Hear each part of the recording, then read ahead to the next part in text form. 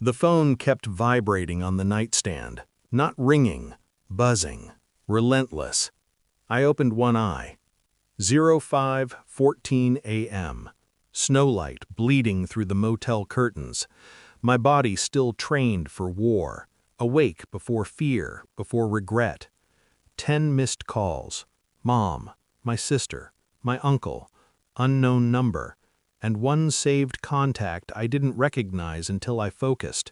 Law office, R. Calder. I didn't pick it up. I rolled onto my back and stared at the ceiling fan spinning like a slow executioner. The sound reminded me of helicopter blades, how calm everything feels right before something ends. 5 days earlier, my dad had sent one message: "Don't come home for Christmas. You're not welcome here anymore." No explanation, no argument, just erasure. I typed one word back: fine. No questions, no begging, no confusion, because I already felt it, that familiar pressure behind the ribs, that quiet click in my mind when something ugly finally aligns. The fan kept spinning. The phone buzzed again. I let it die. Some endings don't need witnesses. The message didn't hurt at first. That came later. At first, it was curiosity, professional, detached, the same way I used to scan rooms overseas, count exits, note faces, catalog threats. My father never cut people off without reason. He punished with silence, yes, but exile? That was new. I replayed our last call. His voice had been tight, careful, like he was reading from a script he didn't write. "Everything's complicated right now," he'd said. Complicated is what liars say when the truth has teeth. So I started looking backward. Dates, tone shifts, missed calls I hadn't noticed while deployed. My sister stopped texting 3 months ago. My mom's messages turned generic, safe, like she was afraid of saying the wrong thing. And then there was the money. 2 years ago, Dad had asked for access to a savings account I'd set up before my second deployment. Said it was for tax reasons. I didn't question it. Family is a uniform you trust until it fails you. I pulled the statements, withdrawals, transfers, a name I didn't recognize tied to a joint account. Evan Calder, my father's lawyer, the same name lighting up my phone now.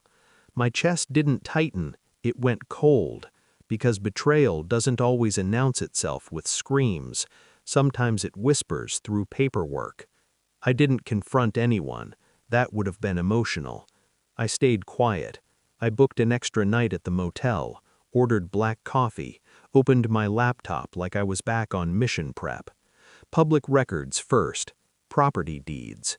My childhood home, sold 3 weeks ago, signed by my father and someone else, a woman, not my mother. I zoomed in on the signature, L. Morrow. That name hit harder than gunfire. Linda Morrow, my mother's best friend. The woman who used to bring pie every Christmas, who hugged me goodbye before deployments, who cried louder than anyone when I shipped out. I sat there breathing slowly, in through the nose, out through the mouth. The bank records filled in the rest. The savings account wasn't misused, it was invested. Down payment, renovations, legal fees, all paid with my money.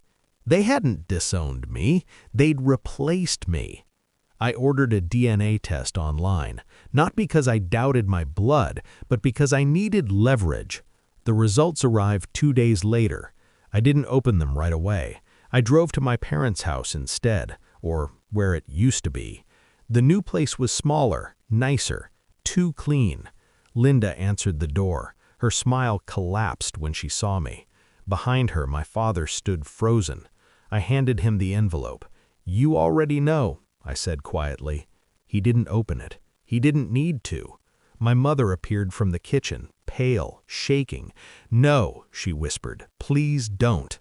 The report confirmed it. My father wasn't my biological father. Linda's son, Evan Calder, the lawyer, was. They'd known for decades. They'd waited until I was overseas, until my name made money instead of noise, until they could erase me cleanly. My father sat down. He looked old. I felt nothing. I replied, "Fine," I said, because I already transferred everything back. Silence. Their faces broke in sequence.